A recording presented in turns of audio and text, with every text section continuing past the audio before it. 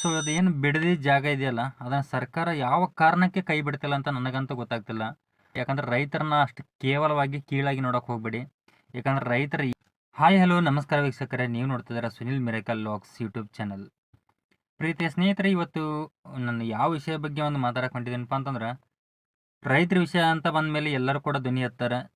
So ನೋಡ್ತಾ ಇದ್ದೀವಿ social ಮೀಡಿಯಾದಲ್ಲಿ. ಸೊ ಅದೇನು ಬಿಡದಿ ಜಾಗ ಇದೆಯಲ್ಲ, ಅದನ್ನು ಸರ್ಕಾರ ಯಾವ ಕಾರಣಕ್ಕೆ ಕೈ ಬಿಡ್ತಿಲ್ಲ ಅಂತ ನನಗಂತೂ ಗೊತ್ತಾಗ್ತಿಲ್ಲ.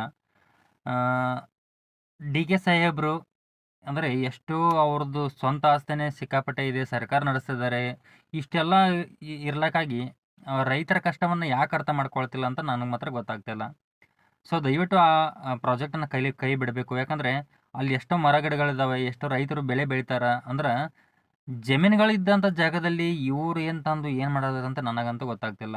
ಸೊ ದಯವಿಟ್ಟು ನನ್ನ ಅಭಿಪ್ರಾಯ ಏನಪ್ಪ ಅಂತಂದ್ರೆ, ದಯವಿಟ್ಟು ಅವರ ಜಾಗನ ಅವ್ರು ಬಿಟ್ಕೊಡಿ. ಯಾಕಂದ್ರೆ ರೈತರನ್ನ ಅಷ್ಟು ಕೇವಲವಾಗಿ ಕೀಳಾಗಿ ನೋಡೋಕೆ ಹೋಗ್ಬೇಡಿ.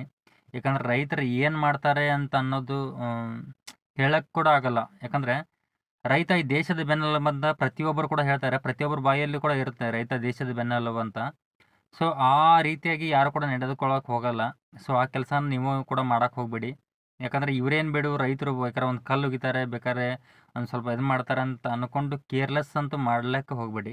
ಯಾಕಂದರೆ ಪ್ರತಿಯೊಬ್ಬರ ರೈತರ ಮನಸ್ಸಲ್ಲಿ ಏನಾದರೂ ಬಂದರೆ ಸರ್ಕಾರನೇ ಪುಡಿ ಪುಡಿಯಾಗಿ ಹೋಗುತ್ತೆ. ಸೊ ಆ ಕೆಲಸನ ಮಾಡೋಕ್ಕೆ ಹೋಗಬೇಡಿ.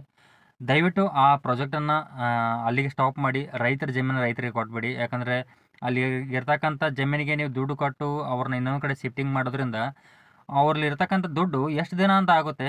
ಯಾವಾಗ ಅವರ ದುಡ್ಡು ಖಾಲಿ ಆಗುತ್ತಿಲ್ಲ ಅವ್ರು ಮಾತ್ರ ರೋಡಿಗೆ ಬರಲೇಬೇಕು. ಸೊ ಭೂಮಿ ಇದ್ದರೆ ಹೆಂಗೆ ಬೆಳ್ಕೊಂಡು ಹಾಗೆ ಜೀವನ ಸಾಗಿಸ್ತಾರೆ. ಸೊ ಅದಕ್ಕೋಸ್ಕರ ನನಗೆ ಮನಸ್ಸಿಗೆ ಒಂದು ಸ್ವಲ್ಪ ಅನಿಸಿತ್ತು ವಿಡಿಯೋ ಮಾಡಬೇಕಂತ. ಸೊ ಅದಕ್ಕೋಸ್ಕರ ಮಾಡಿದೆ. ಸೊ ಪ್ರತಿಯೊಬ್ಬರು ದೊಡ್ಡ ದೊಡ್ಡ ಕ್ರಿಯೇಟರ್ ಏನಿದಾರಲ್ರಿ ಸರ್, ಇದ್ರ ಸಲುವಾಗಿ ಸ್ವಲ್ಪ ಧ್ವನಿ ಎತ್ತಿರಿ. ಯಾಕಂದರೆ ಇದು ರೈತರ ವಿಷಯ ಅಂತ ಅಂದಮೇಲೆ ಎಲ್ಲರೂ ಕೂಡ ಒಗ್ಗಟ್ಟಾಗಿ ಹೋರಾಡಬೇಕು.